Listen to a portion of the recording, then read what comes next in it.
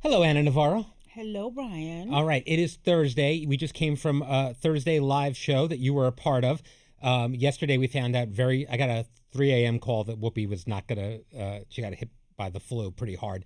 So she wasn't going to be on yesterday's. That's amazing. Just from 1 minute to the other? Yeah, I think so. I've got a lot of friends. It's going around. My dad's been sick for about a week, and I think it's hitting people pretty hard.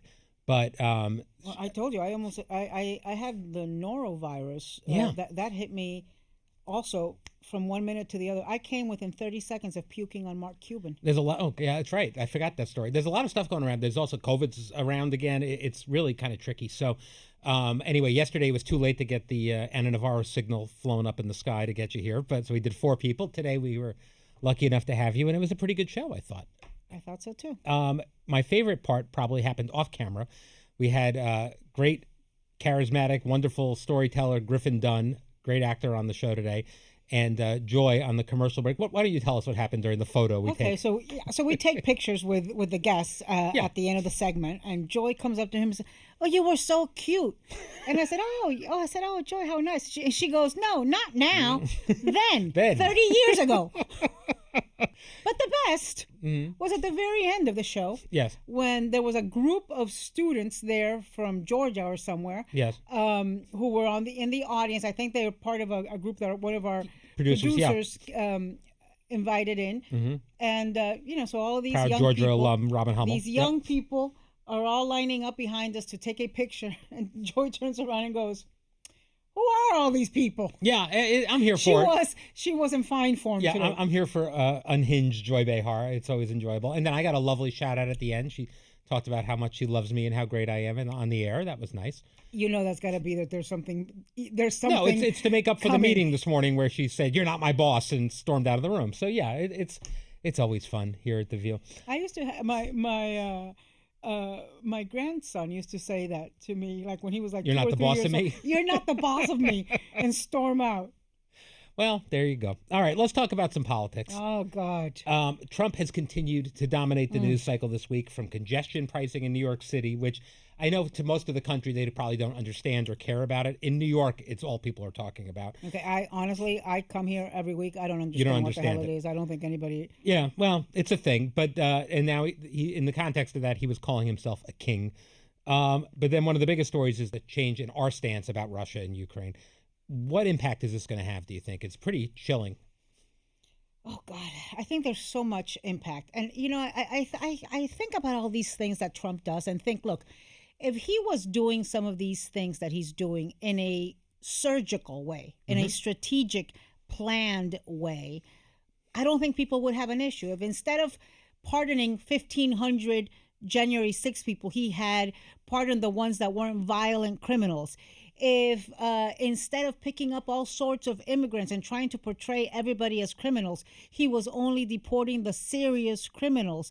If some of these cuts in government were surgical and strategic and really cutting the fat, not just arbitrarily firing people, I don't think people would have an issue with bureaucracy not being as bloated. But the way he does things, and this is what's happening with Ukraine, he's just doing things in a knee-jerk, unstrategic, not thinking past the edge of his nose way. What is he doing? He is kowtowing to Putin. It is disgusting. It is disgusting to see the president of the United States tweet out that Volodymyr Zelenskyy, who is a hero for freedom, and Donald Trump is calling him a dictator.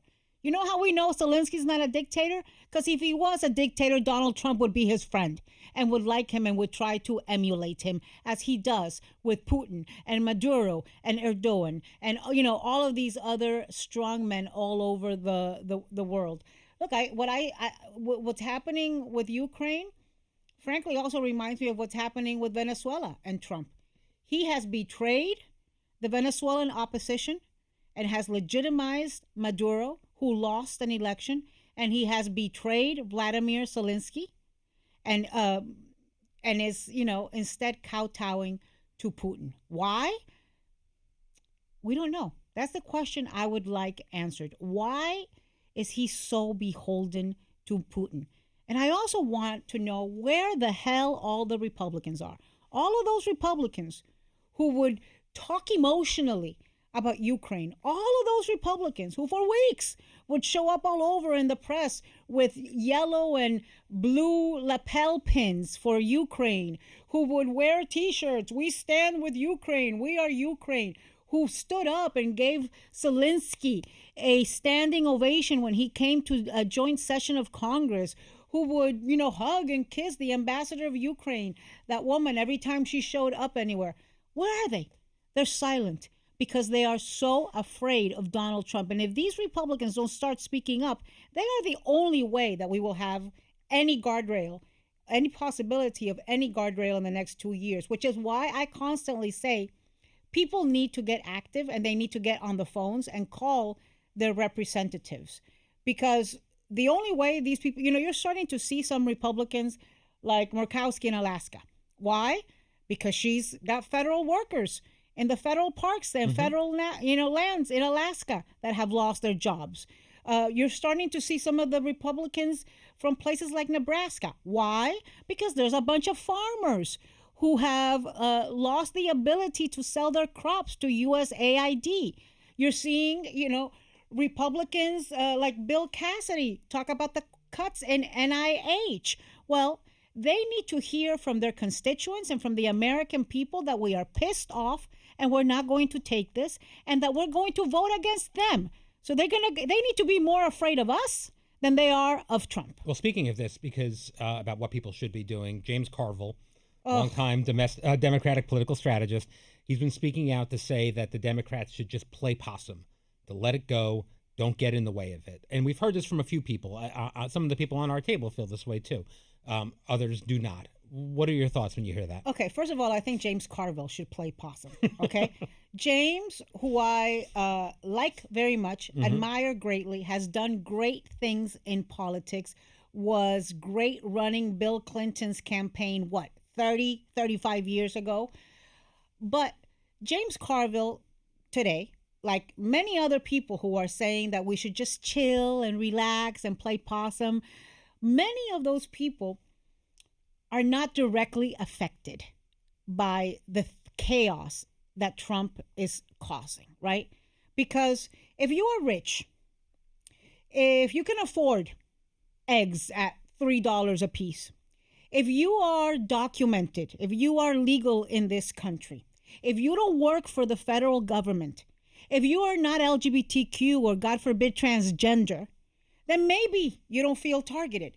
If you are not Black or Latino, maybe you don't feel targeted by the dismantling of all of these DEI departments, not just in the government, but also in academic institutions and also corporations. But if you're white, rich, famous, and don't fall into any of those groups, then you have the luxury of saying, let's play possum. I'll tell you what I am. I am sick and tired of turning on the TV and hearing Democrats self-flagellate, hearing Democrats tar and feather themselves. I mean, we are still talking, people are still criticizing the DNC, which happened 6 months ago. If Donald Trump was a great president who somehow had a lobotomy in the last 4 years and was completely different this time than he was in 2016, then maybe Democrats should be, giving themselves the proctology exams they are and doing that constantly. But we have had a month of Donald Trump where there has been nothing but suffering, but chaos, illegality, abuse of power, cruelty, humiliation. What is happening with the immigrants is unconscionable. And instead of these Democrat elders and sages focusing like a laser on all the bad things that Donald Trump is doing, they continue whipping themselves. I am tired of it. And who the hell wants to be part of a party where all that's demoralized and getting even more demoralized because people like James or people like, whomever are, on TV talking about how bad Democrats are? Who wants to join that kind of thing? And I love James, and I think he's done incredible contributions. I just watched a movie about it, a documentary that CNN did. But you know what? Maybe, just maybe, go talk to immigrants? Why don't you go talk to the parents of Jocelyn Carranzo, Well, the 11-year-old girl in Gainesville, Texas, who died by suicide because she was getting bullied at school, told that they were going to call ICE on her parents, that ICE would take her parents and she would be left alone. There are thousands of children in America today who are living in a state of sheer terror. it's Immigrant children, and who are being demonized and who are being bullied and told to go back to where they came from. That is happening all over the place. I know people who are not going to the hospital for cancer treatment, undocumented immigrants. I know people who are not sending their children to school because of fear. And so, I'm sorry. If others want to play possum, go right ahead. You do you, I do me. I, could not live with myself if I have a national platform, my community is being targeted and terrorized the way it is, and I'm going to play possum. In what existence could I look at myself in a mirror and think I'm doing a great job? I just, I just don't understand that. I think people have a different reality. I get stopped every single day by people telling me they are afraid and giving me thanks for giving voice to their fear. a month in. And just to be devil's advocate on it, it seems like he's more popular than we probably expected still a month in with all of this action. And is that because people don't seem to be processing exactly what's happening, or they're just happy to see action in some way, or that they think stimulus checks are coming? What do you ascribe to that? Or do you think that's not accurate? Do you feel like the general that the first month in hasn't been successful in the eyes of the people that voted for him? Frankly, his followers, I've got them in my family, as we've talked about, are giddy and joyful about all the things he's doing. His numbers have gone down precipitously this week. Yes, I've seen and that. I think it's because people are reading about the specific stories, right? They're reading about the park ranger. They're reading about the 9/11 survivors. They're reading about the farmers in Nebraska. They're reading about Jocelyn Carrasco and that's why I think it's important to talk about this, because I've always said to you, one of my fears is that people are tuning out because of their mental health. But if you're tuning out and watching hummingbirds instead of learning about what's happening in this country, you're not getting enraged and calling your senators and calling your congresspeople.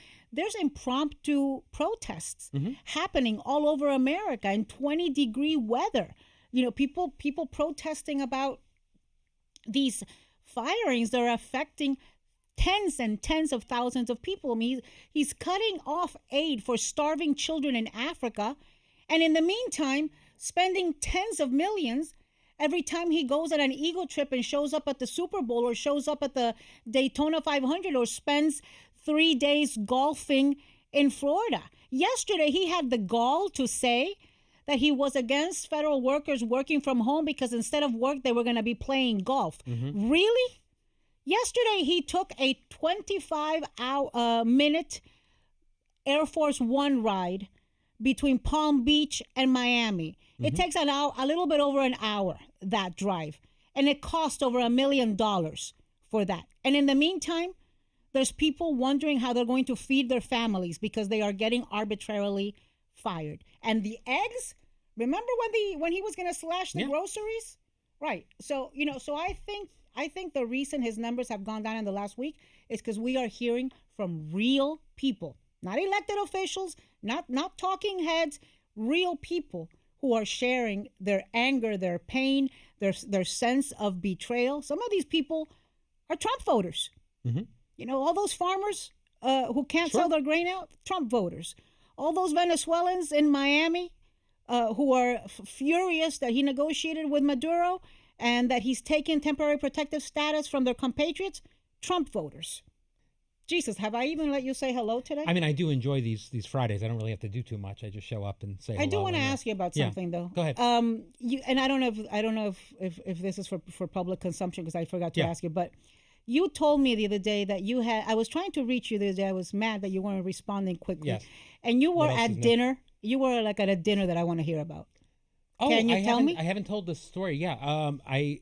Oddly, because I was visiting some colleagues from one of my old jobs, and we had a guest appearance by Martin Short, and then later in the dinner, Steve Martin, which is pretty unbelievable and a dream come true for me. And I just tried to be cool the entire time and probably failed. But yeah, it was pretty great. It was. And so, are they funny when they are in private? Because a lot Absolutely. of comedians are not absolutely fun on all the time. Yes, and Martin Short is not only are they legendary comedians, they're also, in my opinion, maybe the best talk show guests in history. The two of them both, and Marty Short just holds court and tells stories and is also curious and asking questions. As soon as he got there, he said, "Why haven't I been on The View?" I said, "Well, no, we've asked many times. Come back." So hopefully they'll come back. But he's very funny, hysterical, and they were in the middle of planning SNL 50. So they were talking about how the rehearsals were going, and they were getting ready to go to a comedy club. Yeah, and in try things SNL out. 50, Martin Short, who's from Canada, got in the skit gets hauled away by ice. That was very funny. Yeah. So yes, they are both very, very funny, and it was really, really cool. Okay, there's a third missing. Who's the Tres Amigos? Billy Crystal? Chevy Chase. Chevy Chase was the Tres One of Amigos? yes, of course. Okay. Yeah, he's one of the originals. So he was not at the dinner, but he was at SNL 50. Did you watch the SNL? I watched some of the skits. I love the one because I'm in love with Pedro Pascal and Bad Bunny. Those I was waiting for Bad Bunny. Those are my current hall passes. So the one with this kid Marcelo Hernandez, he's very funny. Actually I don't know. I'm dying to meet. Domingo. He is from Miami. I actually know his stepfather, but don't know him, and I think he's doing a great job. So I love that skit. Cher singing. Was amazing at the concert. If she could turn back time, who needs to turn back time if you're Cher? Yeah. She looks amazing. She looks amazing. I thought that was great. Loved Lady Gaga. I thought it was. I mean, the clips I've seen, I think were fantastic. It was great to see Meryl Streep. Oh my gosh! Who I couldn't believe this was her first time ever on SNL. Yeah. And she was great. I loved Eddie Murphy playing Tracy Morgan. I think he did it Tracy Morgan better than Tracy Morgan. I loved, and they have all these documentaries about how they put the 30th together, and one of them, which I cannot recommend enough, is the one about the music, and Questlove produced it, and it's incredible. I say to people, you've made it in the world. When you're in the New York Times crossword puzzle, that's a biggie. Yep. When Clue on Jeopardy is pretty good. Clue in Jeopardy or competing in Jeopardy, that's a biggie. And being spoofed on Saturday Night Live is a biggie. That's pretty good. What is it for you? Oh my gosh. Well, I think SNL would be the dream. I mean, that's definitely number one. I think all three of those. I can't think of anything better than those three things. None of those have happened for me. Although there was a generic executive producer played by Owen Wilson who did some things that I've done. So I think feel like getting appointed ambassador, U.S. ambassador to a fabulous place would be pretty great too. But we're going to have to wait a while for that. Yeah. All right. Well, before we go, what? You have a big weekend in Miami. This weekend. My God, yes! Thank God you reminded me. This is huge, actually. It's my favorite weekend. And this is, by the way, you know how I talk about we need to balance. Yeah. We need to balance tuning in and tuning out. We need to balance being political and being engaged, and we need to balance mental health and finding our joy. Yes. And celebrating and being together. So this weekend is my favorite weekend in Miami. First of all, the weather is gorgeous. It's like in mid-70s. It is the South Beach Wine and Food Festival. Oh, yes, 25 years. Yes. And I am doing two events for the festival. On Saturday at noon with Anthony, who's coming on the show tomorrow. Yes. I am hosting the drag brunch. Oh, great. And it's so important to me right now to support and embrace the LGBTQ community and diversity and inclusion and people's truth. And so I'm doing, and that show is always so much fun. Tickets are still available, so people can go on the Sobe Wine and Food Festival site and get tickets. And then on Sunday, Eva Longoria is coming to town, and she's got a new show coming out on CNN, Searching for Spain. And so Eva and I are doing a cooking demo on the beach. They put up these big, huge tents with all of these different stages. Oh, it's amazing. And Eva and I are going to do a cooking demo. As of right now, so 48 hours out, I have no idea what we're cooking or what we're doing. I'm hoping somebody sends me some sort of recipe between now and Sunday. But if not, I'll just sit there and drink, and I'll drink wine and talk. Yeah, well, that's what you do well. You should come one year. I would love to. That'd be great. Especially it's so cold. I need to get out of here. All right. Well, thank you for joining me today, Anna Navarro. I feel like I didn't let you speak. Then people tell me I'm not nice to you. No, you were nice enough. You just you're I'm passionate. pissed. I'm telling you're pissed you, off. It's good. This thing with the 11-year-old girl has me sick. It's tragic sick. and horrible. Sick. All right. Well, thank you for joining me today, Anna. We'll see you on tomorrow's show, and we'll see you on Monday.